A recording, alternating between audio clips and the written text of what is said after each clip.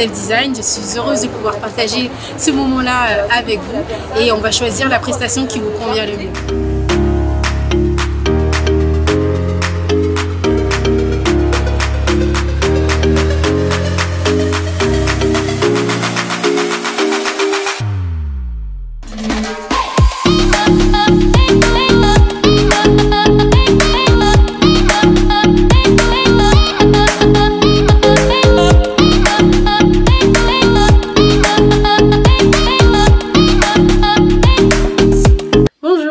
Bienvenue dans les conseils NTF. Oui, comme vous pouvez le voir, aujourd'hui je ne suis pas toute seule, mais je suis accompagnée d'un très bon ami à moi qui est...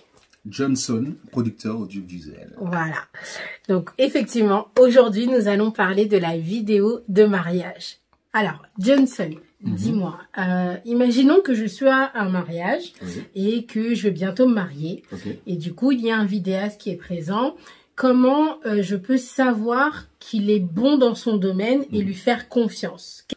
Alors, pour répondre à cette question, déjà, le jour J, il est difficile de dire que on va savoir s'il est bon ou pas. D'accord. Parce que la seule façon de pouvoir juger le travail d'un vidéaste, c'est de voir c'est quoi son produit fini. D'accord, ok. Mais le jour J, ce qui est important, c'est que tout le monde est là pour ce grand moment-là.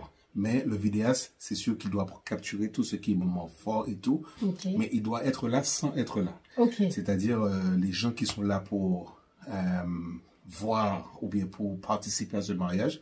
Le vidéaste aussi doit pouvoir laisser à ces gens-là être présents sans pour autant dominer la place des mariés. C'est-à-dire qu'ils doivent être discrets. Mais en même temps aussi faire en sorte que... De ne louper aucun moment. Exactement. D'accord, ok. Autre question, quelle est la durée convenable pour un film de mariage? Alors, je pense que la durée idéale serait 25 et 30 minutes. Mais pourquoi? Parce que le but, c'est de capturer les moments forts de cette journée. Il faudrait que quand, par exemple, les mariés invitent les garçons, les filles d'honneur ou même la famille, le but, c'est de ne pas revoir toute la journée. Ils étaient là avec vous, mais c'est de revoir peut-être ce qu'ils ont raté. C'est quoi ces moments forts? On va dire, c'est un mini-film. C'est pas juste coller des images.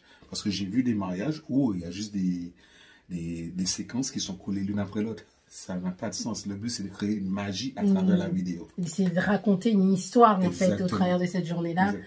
D'où peut-être que les musiques auront leur importance, le choix des musiques auront leur importance, les moments qui vont être intégrés aussi. Des fois, la plupart des mariages que je fais, on prend vraiment les moments clés comme les préparatifs, l'ouverture de bal. Bon, après, il y a plein d'autres choses qui viennent aussi. Mais ces moments-là qui peuvent ramener de l'émotion et raconter une histoire et même créer peut-être un petit scénario durant la séance photo, de couple, etc. Tu as tout à fait compris. Autre question qui revient souvent, la tarification du prix de la vidéo. Souvent, les clients me demandent... est-ce que l'on peut réduire un petit peu au niveau de ce budget? Et moi, me faisant un point d'honneur pour respecter aussi tous mes prestataires, c'est quelque chose sur lequel j'ai du mal à expliquer pourquoi ce tarif est des fois assez élevé. Est-ce que tu peux nous éclairer un petit peu à ce niveau-là? Alors, déjà, ce qu'il faut comprendre, aujourd'hui, tout le monde peut filmer un mariage. Bien sûr. Tout le monde a un portable. Et aujourd'hui, il y a des smartphones qui sont très high-tech, de bonne qualité. Mais quand il s'agit du travail de vidéaste, il faut prendre en compte déjà, il y a le matériel qui a amené le jour J pour ça. Qui dit matériel, c'est pas seulement la caméra. Il faut avoir des batteries, il faut avoir la lumière, il faut avoir tout ce qu'il faut pour faire en sorte que le jour J, on ne rate rien. Si c'est un grand mariage, peut-être il faut 1 ou 2 vidéastes. Il faut aller chez le marié, il faut aller chez la mariée. Du coup, c'est 2 personnes qui sont là pour ce jour-là. Mais ça, c'est pas le travail. Il y a encore des journées de travail. Parce qu'il y a aussi le montage du mariage. Alors, qui dit montage, c'est déjà, imaginez, toute la journée, on a filmé. Il faut pouvoir trier des images, toutes les séquences de cette journée. Et après, faire un montage avec. Et après, rajouter des effets. Et après, rajouter la couleur. Tout ça, ce sont des journées de travail. Donc, c'est vraiment un travail qui ne se fait pas uniquement sur la journée du jour J, mais qui est plus aussi à l'après, mariage, où quand toutes les festivités un peu sont retombées, où là vous essayez de recréer cette magie justement du mariage que vous avez filmé le jour J.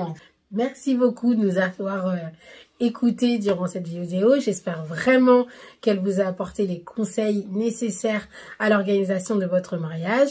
Et je vous retrouve très bientôt pour d'autres conseils NTF. Je suis Nadège et je suis votre wedding planner. Oh, you know my every need, my father.